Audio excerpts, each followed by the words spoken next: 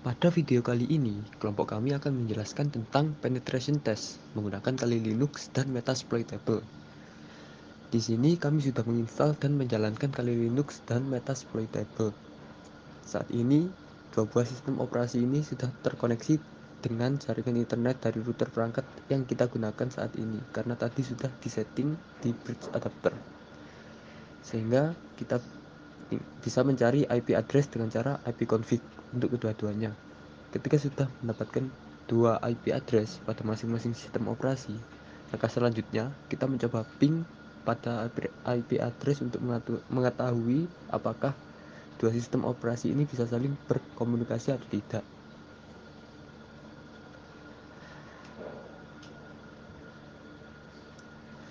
Nah, sudah muncul reply berupa TTL, maka dapat disimpulkan dua sistem operasi dapat berkomunikasi dan saling terhubung. Berikutnya akan dilanjutkan oleh teman saya. Oke, di sini sudah terbuka terminal di Kali Linux. Lalu kita ketik nmap -p -sv untuk mengetahui sistem operasi apa saja yang digunakan oleh Metasploitable dan juga layanan apa saja yang ada di Metasploitable ini. Nah, langkah ini itu digunakan untuk mengetahui atau mengeksplorasi atau melakukan testing untuk mengumpulkan informasi target kita dahulu, apakah berstatus terbuka atau tertutup. Nah, ini sedang melakukan scanning ya, nmap-nya. Kita tunggu beberapa saat. Oh ya, jika kita memiliki alamat domain, itu juga bisa dimasukkan alamat domainnya selain IP address itu. Tapi karena kita hanya mengecek satu sistem informasi dan kita juga hanya berbekal IP address, maka yang dimasukkan hanya IP address. Kita tunggu karena ini sedang scanning.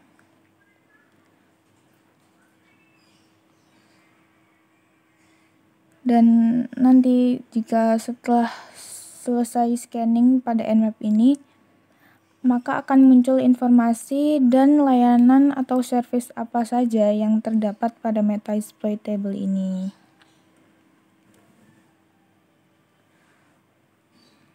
Memang membutuhkan waktu untuk scanning ini.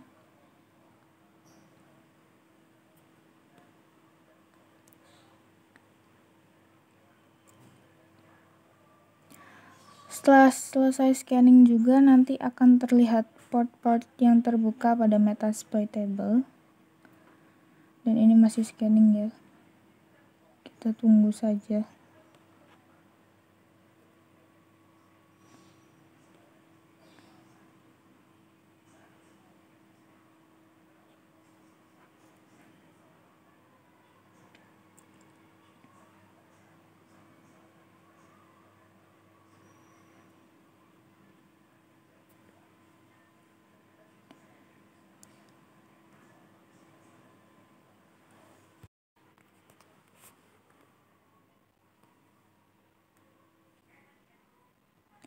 Nah, ini sudah muncul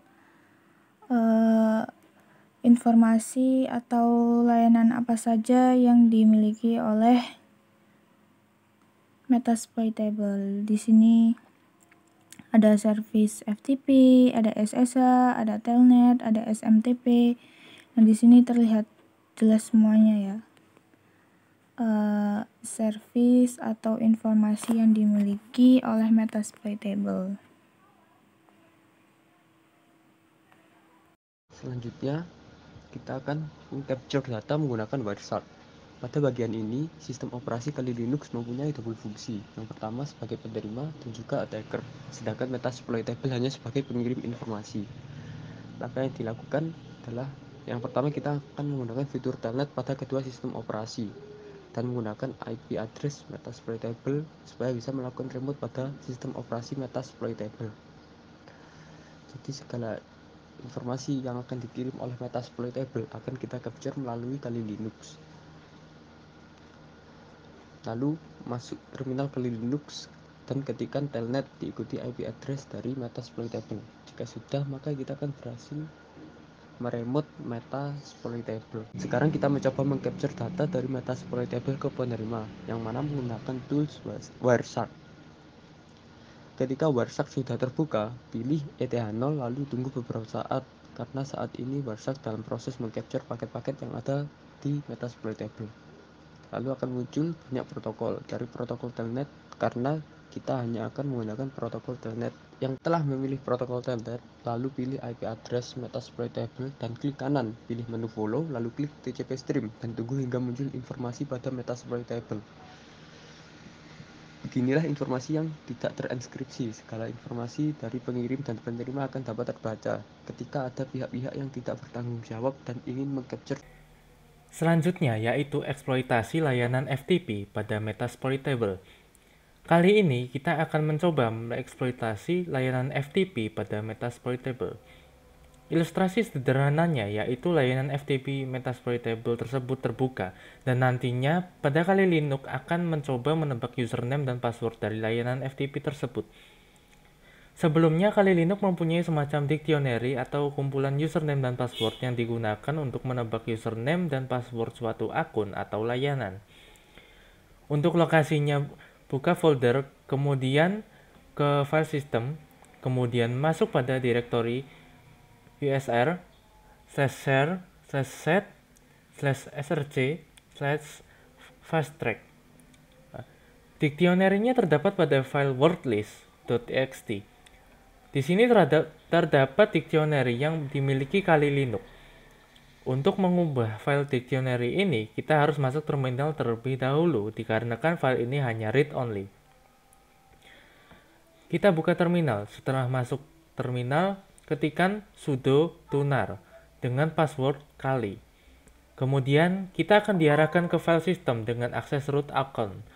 Kemudian, kita akan masuk ke file directory yang sebelumnya, usr /share /set /src /fasttrack. Kemudian buka file wordlist.txt. Dari sini filenya bisa kita edit. Di sini kita asumsikan kita sudah mengetahui username dan password dari layanan FTP metasploitable dengan msfadmin, password, login, dan metasploit. Dan jangan lupa untuk di-save. Kemudian, kita akan mencoba menebak username dan password dari layanan FTP dengan menggunakan tools yang namanya Hydra dengan perintah pada terminal Hydra -l besar. Kemudian kita hubungkan dengan letak dari file wordlist.txt tadi. Kemudian diikuti dengan -p. Kemudian diikuti dengan file wordlist.txt yang tadi. Kemudian diikuti dengan IP dari metasploitable, diikuti dengan FTP. Nah, di sini muncul kita dapatkan username dan password dari layanan FTP dari metasploitable, yaitu msfadmin, berdasarkan file dictionary yang telah kita simpan tadi. Di sini saya akan menjelaskan fungsi dari Hydra di atas. Untuk Hydra adalah nama tools yang digunakan, kemudian diikuti dengan fungsi -l yang digunakan untuk mencari username. Kemudian kita hubungkan dengan file wordlist.txt, kemudian diikuti dengan fungsi -p untuk mencari password, kemudian dihubungkan lagi dengan file wordlist.txt, kemudian diikuti IP target dan FTP. Jika username dan password terdapat pada dictionary, maka akan muncul msfadmin dan msfadmin. Selanjutnya kita akan membahas terkait celah dari layanan SMTP yang akan dijelaskan oleh teman saya. Nah, untuk berikutnya kita akan belajar menemukan user yang valid pada metasploitable. Langkah yang pertama adalah membuat file dictionary. Ini sama dengan layanan FTP exploit sebelumnya. Bedanya, jika layanan FTP dictionary-nya disimpan di file system, maka file dictionary SMTP ini harus disimpan di luar layanan sistem.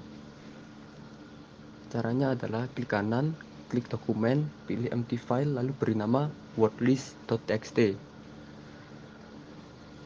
Ini contohnya saya sudah membuatnya. Pada file dictionary ini terdapat 8 user yang nantinya akan diuji coba untuk dilakukan SMTP exploit. Untuk mengetahui ada berapa user yang ada pada Metasploit ini, jadi ada tools yang harus diinstal untuk melakukan SMTP exploit. Yang pertama, kita update terlebih dahulu dengan cara sudo apt update, passwordnya kali. Setelah kita mengupdate-nya, berikutnya kita menginstal sudo apt install smtp user enum. Kemudian kita mencari akun yang valid pada Metasploitable melalui Kali Linux dengan menggunakan tool SMTP. Caranya adalah SMTP user enum, kemudian diikuti fungsi min-m, verify, min-u, kemudian diarahkan ke wordlist yang sudah dibuat tadi dengan home/kali/desktop/wordlist.txt min-t dan diikuti dengan IP address dari Metasploitable.